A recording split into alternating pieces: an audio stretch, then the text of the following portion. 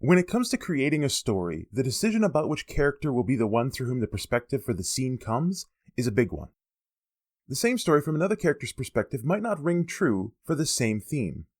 If the author were to use a different perspective, the conflict of the scene might not fit right, or fit at all. The visceral nature of the gut punch often hits the audience because of how deeply it hits the character through whose eyes we see the situation. The author might want to tell the story from another character's perspective, but the one with the most to lose is often the best choice. And this is also true of stories told about real-life people. Sure, in the events of history, a number of individuals are all affected by the same events. And it is regrettable that certain types of people have their perspectives slip through the cracks of such historical stories far too often. Yet we can't deny the fact that for some of these stories, the person with the most to lose, the one who takes the most drastic hit when it comes to the theme of the narrative, is the type of person that so many of these stories use as their perspective character. As we turn to 2 Samuel chapter 11 in our series A Song of Failures and Hope, we come to a story told so often, known so well, that many have tried to tell the story from the perspective of one of the other characters. And while I admit that the real person from history whose perspective is often taken in these alternate retellings did have her world turned upside down because of these events, she experienced deep repercussions because of this whole ordeal. While all of that is true, these retellings add presumptions about her choice in the situation that are not at all provable by the passage in front of us. And I include presumptions from both the side that places her as a powerless innocent and as the side that places her as complicit in or even instigator of the events. These retellings also end up reducing the intent of the author, what the author meant in telling us the historical story before us from the perspective that they used. These retellings miss the point, the thematic purpose that the author intended by focusing on a character chosen as the perspective. As we read this chapter, we must remember the theme we've been following throughout the book of Samuel. Despite the problems of this life and the human evil that brings them about, God's king will reign and bring restoration to his humble people. And in remembering that theme, we must remember that God's perfect king is not anyone that we see in the book of Samuel. That perfect king is Jesus. As a matter of fact, all four of the men whose story arcs we follow throughout the book of Samuel reach the point where the hope of restoration that people have in them turns to loss and failure. Up until this point in David's story arc, we've seen at most a few missteps, a trip up here or there. But mostly what we have seen is the life of a humble servant of Yahweh. David's star of rising hope has ascended for so long that we're almost blindsided by the suddenness of this failure, by the precipitous drop in his life. We've seen David as God's chosen king for so long that we almost think he'll be the true king through whom God saves. But David is as human as we all are. For all of the goodness and humility of David, when his eyes remove themselves from serving God and move to serving his own ungodly desires, he becomes another one sent to failure. Forgivable by God, yes, but still, by his actions, a failure. And so, because God, as omniscient co-author of the story, chooses to speak to us through the life and choices and thoughts of David, in order to remind us both of the need to guard ourselves from our own sinful lusts, and of how deep his forgiveness runs for his people. Because of this, we're going to stick with the story's perspective characters. So don't think that just because I don't spend a lot of time delving into the perspectives of the characters outside of David, that I think of them as lesser or unimportant to the story. Each person shown is a fellow image bearer of God, all of equal importance in God's heart. And many of them face terrible situations because of human evil, because of ungodly choices leading to more ungodly choices. But despite all of these bad choices, God is able still to bring restoration, to bring salvation to his humble people. With all of that said, let's turn to the passage and see how easily one bad choice can lead to another, and ultimately lead a person to failure. 2 Samuel chapter 11, verses 1 to 5. In the spring of the year, the time when kings go out to battle, David sent Joab and his servants with him and all Israel. And they ravaged the Ammonites and besieged Rabbah, but David remained at Jerusalem. It happened late one afternoon, when David arose from his couch and was walking on the roof of the king's house, that he saw from the roof a woman bathing, and the woman was very beautiful. And David sent and inquired about the woman, and one said, "Is this not Bathsheba, the daughter of Eliam, the wife of Uriah the Hittite?" So David sent messengers and took her, and she came to him, and he lay with her. Now she had been purifying herself from her uncleanness. Then she returned to her house, And the woman conceived, and she sent and told David, I am pregnant. Remember, in the progression of events, David and the Israelites had been at war with the Ammonites. This was because of the ungracious reception of some of David's men, a terrible act performed by the new king of Ammon that we saw in the last chapter. There had been that battle with the Ammonites where they called for help from the Syrians, and we'd seen Joab's strange yet amazing proclamation of faith in God. David and the rest of Israel's troops joined Joab in chasing after the Syrians, and ultimately defeated them, leaving the people as vassals of David. But the Ammonites had yet to be dealt with. And apparently the winter rains came in too quickly for David to finish his act of justice against the king of Ammon's vile deeds. And so they had to wait until spring came back around, until the time when the ground would be less muddy. Hence the reason why verse 1 tells us that springtime was when kings would go out to war. Yet this king, David, did not go out to war. No, he sent Joab out to battle for him. While reasons occasionally arose where a king would send a mighty general to lead instead of leading the army himself, I think we should emphasize the fact that David sent Joab. This emphasis is because the Hebrew word translated as sent is used 12 times in this chapter, and there are only 27 verses in the passage. That's a whole lot of sending, and most of this sending is in secret, for less than godly purposes. So I see a hint of judgment from the author as he writes that David sent Joab to go out to besiege the Ammonite city of Rabbah for him. And I think we see this narrative of disgrace more when the author states that David remained in Jerusalem. Not only did he send Joab, but he remained in Jerusalem. So he sent and did not go. This emphasis shows us that we should be focusing on this moment. And also the narrative of disgrace continues when we get to verse 2 and see that David gets up from his afternoon nap pretty late in the day. He gets up from his napping couch late in the afternoon before heading up to the roof of the house for an evening stroll. He takes a nap in his evening? We've already had a few choices leading to less than stellar choices, and we're not even done with the second verse of the chapter. David should have gone out to war with his army, but instead chooses to send Joab in his place. And among the few reasons why a king would remain in his capital instead of going out to battle, the most likely would be that there were important matters in the city that were pressing, far more pressing than a foreign war. Yet we find David napping late in the afternoon and taking a leisurely rooftop stroll? Not very pressing of a matter, then, huh, David? And not only do we have these bad choices leading to more bad choices, but we also hear about the king's house. Remember, not that long ago in the narrative, the idea of David's house was linked to the promise of God to build David a house, to make his name great, part of the Davidic covenant that God promises, the coming of our Savior through his line, God's perfect king, that house. Yet we see in 2 Samuel 11 that David has gotten comfortable in his house. God had told David back in chapter 7 that Yahweh lives among and with his people, lives as his people live. And this is the reason why God never asked for any permanent temple and was content to dwell in a tent. He lived as they did. But now, in contrast, we see the king sending off his people to do his work, while he sits back in his capital, lazing about his house. It's when we get comfortable in the gifts and blessings of God that we most easily fall into temptation. When we let one little innocuous choice lead to another, and then another, and then another. The tiny snowball turned avalanche-driving boulder. Let us remain steadfast in our watchfulness against sin and temptation. Sure, not every moment of tiny leniency will end up with terrible consequences, but those events with terrible consequences most often could have been prevented had we guarded that one tiny location just a little bit more.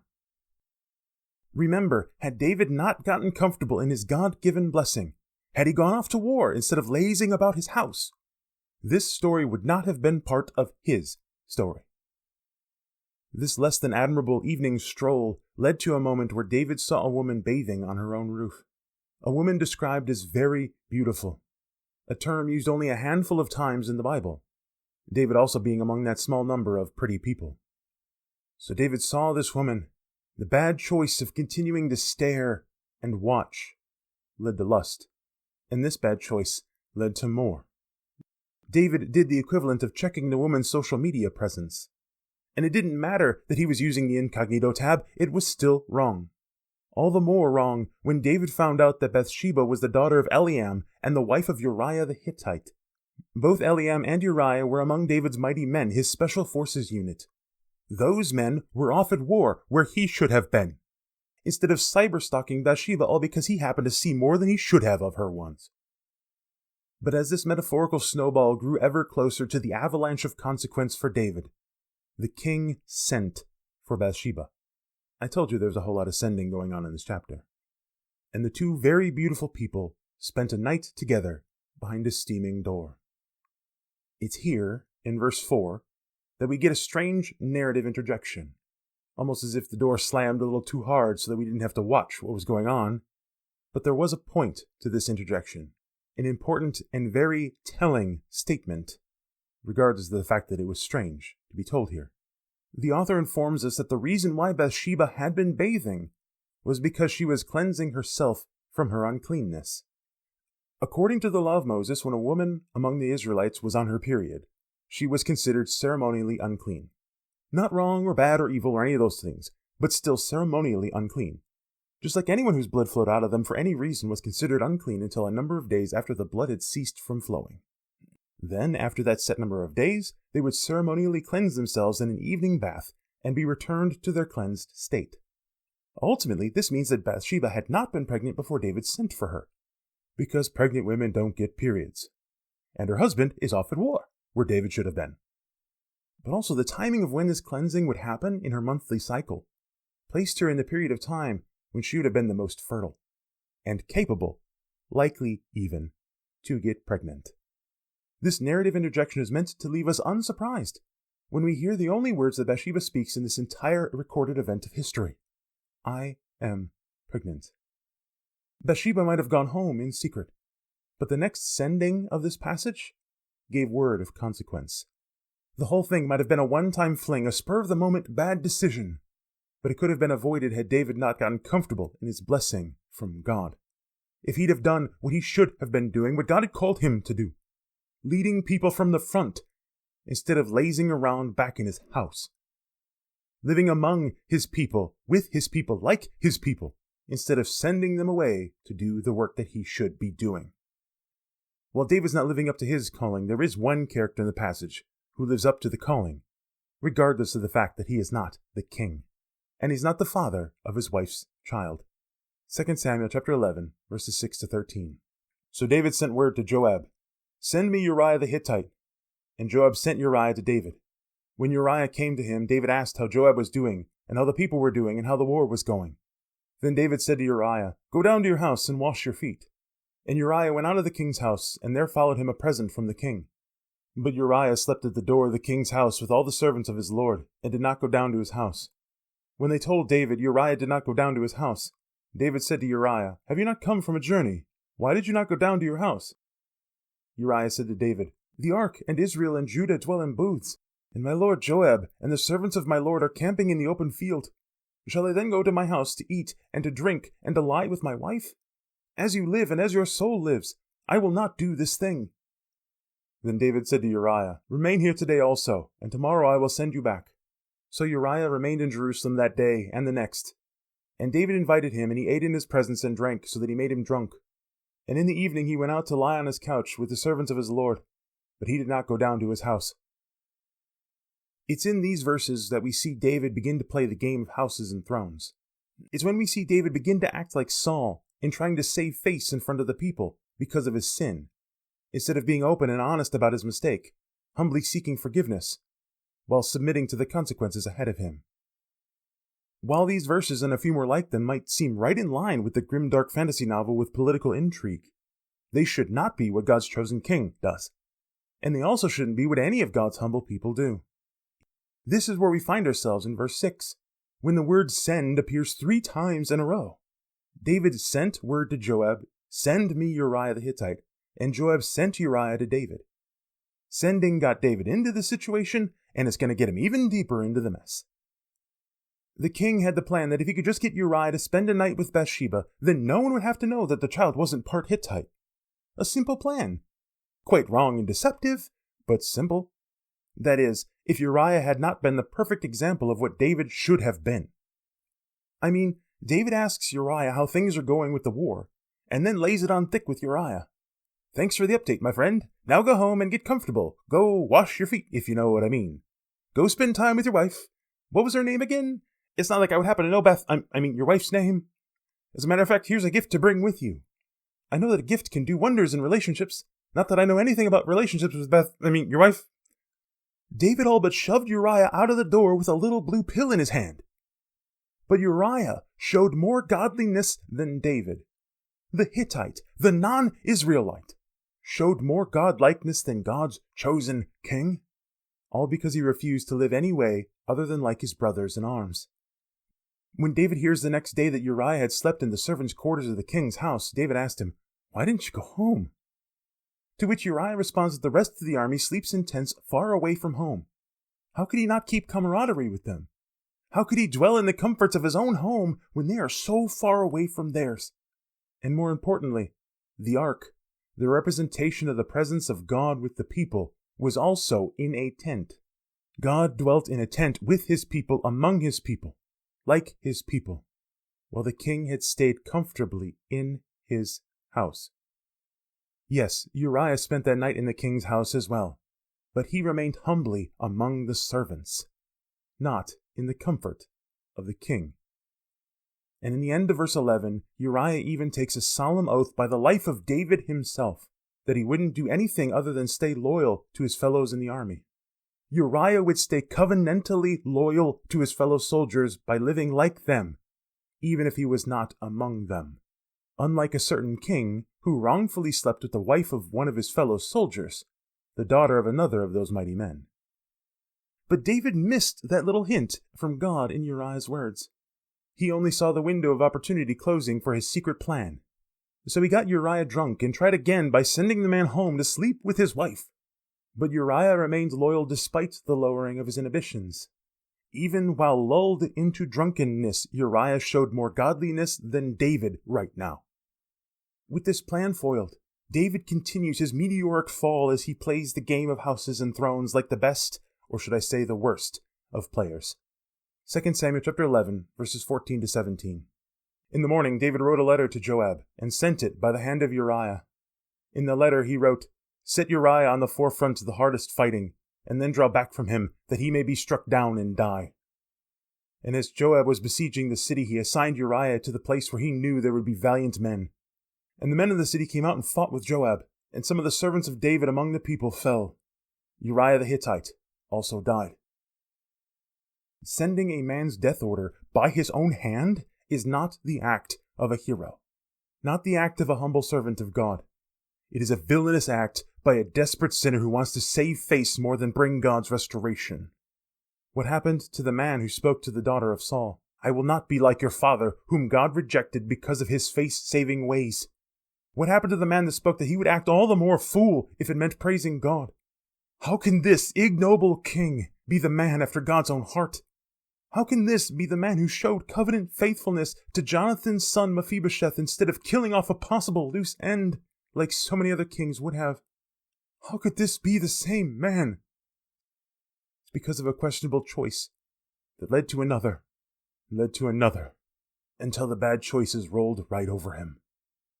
He took his eyes off of the God whom he served, and instead got comfortable in being the mighty David, conquering king. The blessings of God had become the king's house, and the people of Israel, whom David is supposed to serve, became those who served David's whims. All he had to do was send out a hand, and what he wanted would jump in to sate his appetites. This is what happens when humility ceases. What happens when the gifts and the callings of God in our lives are treated like our own personal victories. We feel all of those eyes on us, hear the cheers beyond the spotlights, and start to believe that it's all been us. Pride swells. Pride in what we did, what we accomplished, the house we built for ourselves. And the ever-hungry, greedy, boastful self-service sends out its hands for more. The cost for our consequences being whomever we can get those hands on. Others pay the cost for our selfish comfort. Few among us, if any really, hearing these words today are kings. None of us have been given the same covenantal promise that David has, and not all of us have the power to send a man to his death to pay the cost for our lusts. But we have all experienced the stomach drop, the gut punch, from consequences for our bad choices. We've looked around us, scrabbling for someone to throw in front of us to pay the cost. Well, she should have known better, taken precautions. If only he'd have listened to me and done what I told him to. If only someone would have warned me or told me what I was doing was wrong. If only the situation hadn't forced me into being there at that place at that time. We've looked for scapegoats to sacrifice in our stead, the blood of another, so that we can save face in front of everyone else. In our frantic actions, we've let another pay the cost. Run away from responsibilities. Quit trying and caring. Turned a deaf ear to the pleas of justice. Spilt the blood of others. Because we lost at the game of houses and thrones. Because we decided to try and play the game. David sent word to Joab, his main general and nephew. I need you to do me a favor, Joab. Uriah, he's got to die. Set him up and let our enemies take him down. The more like an accident it looks, the better.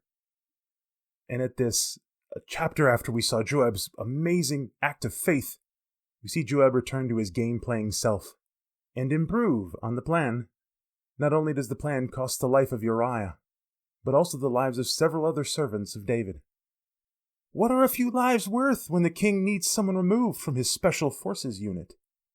How many people have to die for your mistakes? How many people face the difficulties of this life because of your bad choices? How much human evil have you wrought in the lives of God's humble servants? Be honest, while not comparing yourself to David's body count, because even one is too much.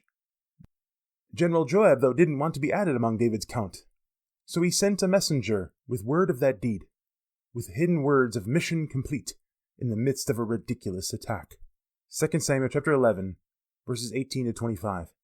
Then Joab sent and told David all the news about the fighting, and he instructed the messenger, when you have finished telling all the news about the fighting to the king, then, if the king's anger rises, and if he says to you, why did you go so near the city to fight? Did you not know that they would shoot from the wall? Who killed Abimelech, the son of Jerubasheth? Did not a woman cast an upper millstone on him from the wall, so that he died at Thebes? Why did you go so near the wall? Then you shall say, your servant Uriah the Hittite is dead also. So the messenger went, and came and told David all that Joab had sent him to tell. The messenger said to David, the men gained an advantage over us, and came out against us in the field, but we drove them back to the entrance of the gate. Then the archers shot at your servants from the wall. Some of the king's servants are dead, and your servant Uriah the Hittite is dead also. David said to the messenger, thus you shall say to Joab, do not let this matter trouble you, for the sword devours now one, and now another. Strengthen your attack against the city and overthrow it, and encourage him. I gotta say, that's cold. Joab sends this messenger with news of the completed mission, but doesn't want anyone to be wise to the purpose for it. So he says to the messenger that if, and he means when, the king gets angry about the overextension of forces toward the walls of a retreating army, then there's something else that the messenger should say. But before we continue with what we all know is part of the message, I feel like we need to take a second to talk about the whole Abimelech, Jerubasheth thing. Help us understand what's being said there, because that might be confusing to some of us. Jerubasheth is an alternate name for Jerubbaal, which is the name that God gave Gideon, the judge from the book of Judges. This judge Gideon, which is the name we're going to say because it's easier to say, had a son named Abimelech, which means my father is king, if you want to talk about getting too comfortable in the hype of God's blessing in your life. But I digress. Anyway, Abimelech went even further in his self-glory and besieged a city that dared defy his self-imposed reign over them. And a woman from the wall had heaved a heavy stone off the wall and struck Abimelech in the head and near death. And Abimelech called for someone with a sword to kill him, lest he forever be known as the man who was bested by a woman civilian on the wall. Well, too late for that, I guess. This story was part of Military Tactics 101 in Israelite history. Don't set your siege forces too close to a wall, because even civilians could pick off the mightiest of warriors. This is something that Joab, the guy who could have taught the class, should have known. So when David hears about this unsanctioned setting of forces so close to a wall under siege, he'd have every right to be angry. I mean, David wasn't the type of king to waste lives on a whim. Oh, wait. Guess it's too late for that one, too. But when David would grow angry at Joab's audible in the midst of David's kill Uriah plan, the messenger should add that Uriah the Hittite also died. Why did Joab do this stupid push against the city? Because Operation Uriah go bye-bye complete. The messenger had no clue what Joab was saying, but he did have the wherewithal to know that David had killed messengers who had brought bad news before. So he wastes no time waiting for the king to get angry. Instead, he describes the push, the archers, their unfortunate victims, and quickly adds Uriah the Hittite's death. And amazingly, the king wasn't overly concerned about a little collateral damage. As a matter of fact, he tells the messenger to go back to Joab and say, "No big deal, General. Sometimes a sword takes a person. But don't let the loss concern you. Just keep up the good work." I reiterate, how many lives must pay the cost for your bad choices? Most of the loose ends had been dealt with as far as David was concerned, but there was still one left, which had to wait for an acceptable amount of time for mourning. 2 Samuel chapter 11, verses 26 to 27. When the wife of Uriah heard that Uriah her husband was dead, she lamented over her husband. And when her mourning was over, David sent and brought her to his house, and she became his wife and bore him a son. But the thing that David had done displeased the Lord.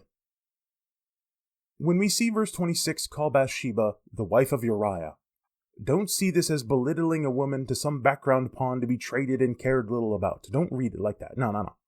No, hear that part of the sentence again. When the wife of Uriah heard that Uriah, her husband, was dead. Maybe you're not getting it yet. Let me translate it the way that retellings want us to write it. When Bathsheba heard Uriah was dead. Now, go back to the way the author intended to write it. When the wife of Uriah heard that Uriah, her husband, was dead. Do you get it yet? The emphasis is on the fact that none of this should have happened. She wasn't your wife, David. She belonged to another. A man you sentenced to death in order to save face, in order to act just like Saul, the king whose reign God rejected. And just like how Abimelech did not want to be forever known as the military leader who got too close to a wall and was killed by a civilian woman, but was known as exactly that forevermore, so too you, David, who want to be known as the husband of the widow Bathsheba, rather than an adulterer with Uriah's wife, will forever be known as that, since Bathsheba is called the wife of Uriah more often than by her name in the Bible. Even the genealogy of Jesus found in Matthew refers to her as the wife of Uriah. There's a point to this. This sin forever defines this relationship, this kingship, this house. Yes, while the son we hear Bathsheba bears at the end of this chapter will die, spoilers for the next sermon, Bathsheba is also the mother of Solomon, who will reign after David. And so David, along with Bathsheba and Solomon, are in the lineage of Jesus' human body. If not for this story of sin, adultery, and murder, the story of Jesus would not have been the same either. In strange part, this grimdark story of lust, adultery, cover-up, and assassination is a part of the story of restoration, the story of salvation, of God's humble people. God's perfect king comes because of this messy story. Restoration comes despite human evil, evil like this, the evil that brings suffering and loss. Despite it, restoration comes. Absolutely, we should guard ourselves from our own sinful lusts, set a guard that those tiny leniences don't become avalanches of horror. But know that just because we found ourselves overrun by the flow of mess, it does not mean that God is done with us. David acted just like Saul. He tried to save face just like his predecessor, his rejected predecessor. But God did not reject David. Why?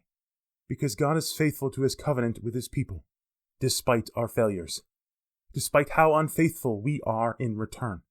That's not privilege to keep on being unfaithful, but rather this is the truth that should get us back up after we fail. We'll see it in the next sermon, but David eventually calls for forgiveness. He gets back up from this cosmic failure.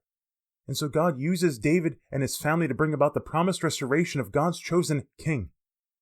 God brings beauty from this mess, restoration from the evil. The application of this passage to our lives is twofold. First, let's keep our eyes humbly on the God who calls us to serve him, instead of getting comfortable in our own houses, lest we remove our eyes from him. Do whatever it takes to keep from lazing about in our pride, sending out our hands for whatever they can consume. Instead, go and serve God in the role he has for you. Lead the battle instead of taking long naps at home. And don't go walking where pretty people are taking baths. Seriously though, secondly, if we find ourselves in the place where sin has left so much blood and death on our hands, hopefully only metaphorically, God can still bring good from it. He can still grow beauty from the mess, if we repent and return to Him. Let Him bring restoration, the way only He can, taking the brokenness and pain of our lives and bringing about His good, perfect, and beautiful will. It's not too late to ask for forgiveness. We'll have to face the consequences, sure. Be forever known as our version of the man who married Uriah's wife, or forever known as another one who was sent to failure. But because of the ways of God, that man could also be known as the man after God's own heart, and more importantly, a member of the family of King Jesus. For both types of application, humility is key. Humbly serve God in the ways He has called us to, instead of serving our own lusts, and humbly repent from the mess, letting God restore only the way that He can. It is better to have never failed, but failure does not mean the end with God, because restoration is possible with Him.